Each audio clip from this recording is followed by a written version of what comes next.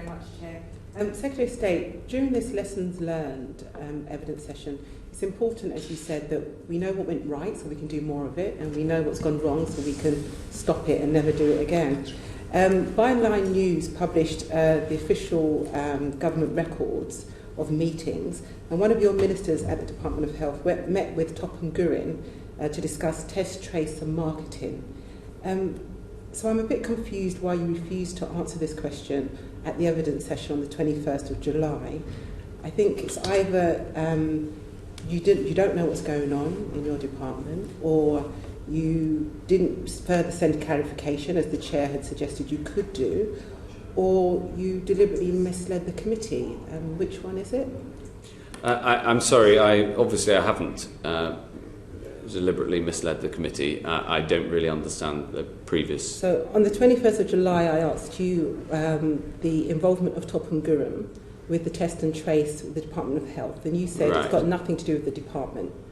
But on looking at the ministerial records, one of your ministers have actually met with Topham Gurin to discuss test, trace and marketing. So it has got something to do with your department. Right.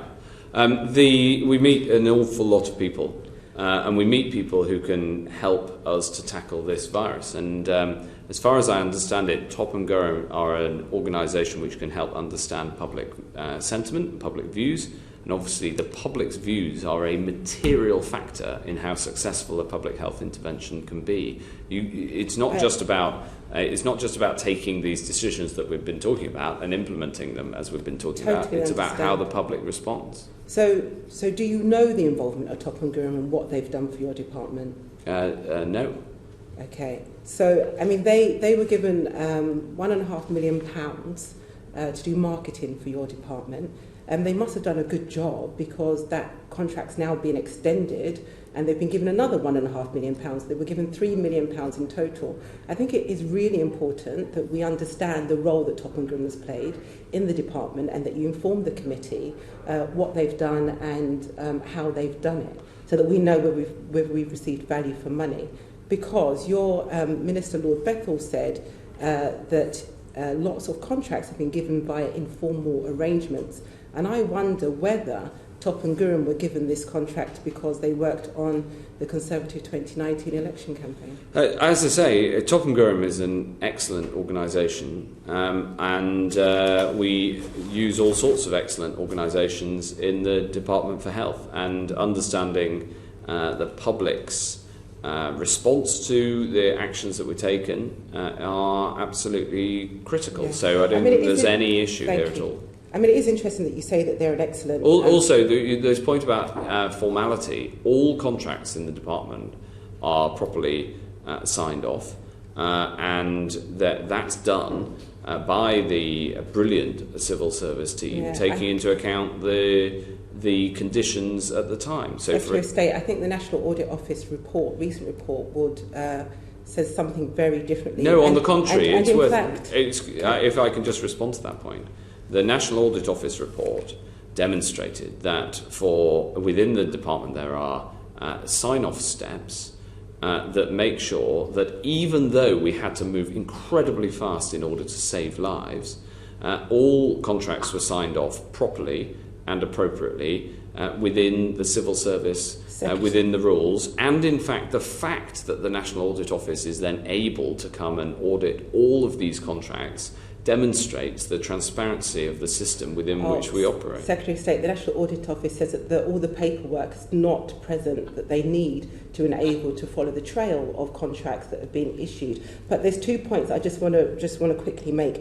You said that Topham Gurin is a great organisation. Well, they have been found during the general election 2019 that 88% of their most shared adverts online between the 1st and the 4th of December contained misleading information. I'm not quite sure that qualifies them as a good organisation. But just going back to the National Audit Office, National Audit Office said that a company was put in the high priority lane by mistake. How is that possible, Secretary of State? Well, the National Audit Office report, contrary to what you've just said, explained that it was able to look at all of the contracts that were signed. I think it's a strength of the British system that the National Audit Office can do that. Of course, there was a massive amount of work to get PPE to keep people safe.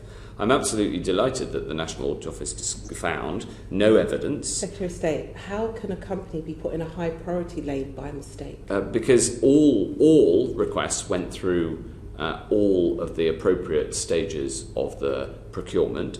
Secretary of State, this company then went on to get a £350 million contract. Well, many businesses went on to get to deliver services for the NHS, but it's by mistake, and they didn't deliver. No, I'm terribly sorry to disappoint you in this, but all requests went through the proper procurement process. Of course, that procurement process was the emergency process rather than the normal one, because we were in an emergency. We took, in terms of that particular route that you talk about, we absolutely prioritised credible offers to make sure that they could be. I'm finished. If I just finish the answer to the question, we prioritised credible offers where we found them. We prioritised credible offers where we found them. We took in credible offers from all comers. We did a public call to arms.